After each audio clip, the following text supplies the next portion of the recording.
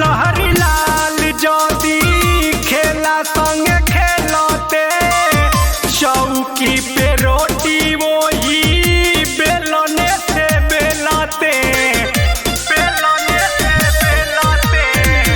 रहते लहरी लाल ज्योति खेला संग खेलते चौकी पे रोटी वही बेलने से बेलते मनोज के संगे मनीष के ऐसन व्यवहार भइल बा मनोज के संगे मनीष के ऐसन व्यवहार भइल बा हमर पियावा